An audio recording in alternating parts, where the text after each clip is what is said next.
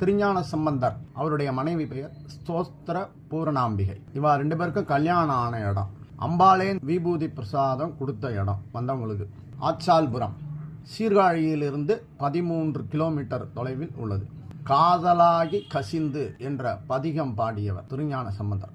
சிவன் சுயம்பு மூர்த்தியாக இருக்கிறார். அம்பாளின் பெயர் திருவெண்ணீற்று அம்மையார். சிவலோகத்தி யாகர் சிவன் பேர்.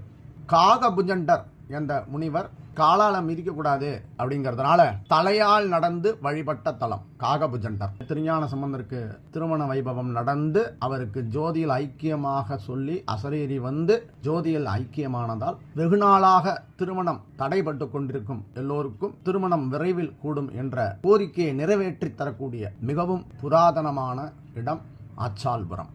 அம்பாளை வழிபட மாங்கல்ய பலம் கூடும், மன அமைதி தரும், நல்முக்தி தரும் ஸ்தலம். படுத்த படுக்கையா இருந்துட்டு எல்லாருக்கும் கஷ்டம் கொடுத்துட்டு இருக்கிறத விட நல்முக்தி.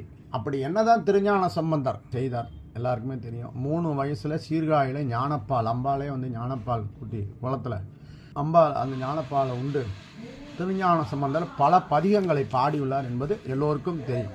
என்னென்ன இடத்தில் இவர் அப்படி அதிசயங்களை செய்திருக்கிறார் என்று திருக்கோலக்கா என்ற இடத்தில் பதிகம் பாடி பொற்றாளம் பெற்றார். பட்டீஸ்வரம் அங்கு முத்துப்பந்தல், திருவாவடுதுறையில் பொற்கிழி பெற்றார். திருவேழிமிழலை அங்க வந்து படிக்காசு பெற்றார். திருமருகளில் நஞ்சினால் ஒருவன் இறந்தபொழுது அவனை பதிகம் பாடி உயிர்ப்பித்தார். வேதாரண்யத்தில் அப்பருடன் சேர்ந்து திறக்காத ராஜகோபுர கதவை தன் பதிகத்தின் மூலம் திறந்து திருப்பி அடைத்து அருளினார்.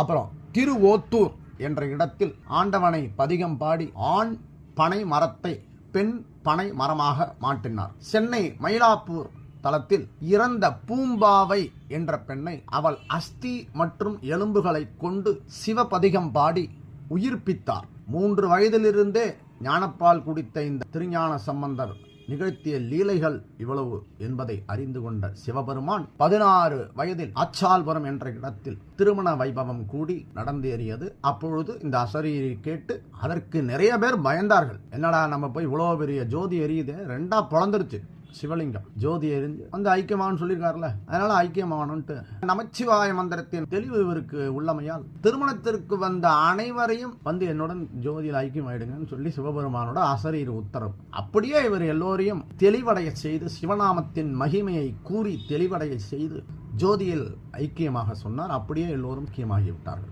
மீண்டும் பிளந்த லிங்கம் ஒன்று சேர்ந்து இன்று நாம் காணும் ஆச்சால்புரம் திருலிங்க மேனியை தரிசிக்கக்கூடிய பாக்கியம் எல்லோருக்கும் கிடைக்க வேண்டும் என்கிற நம்பிக்கையில் தொகுப்பை நான் உங்களுக்கு வழங்குகிறேன்.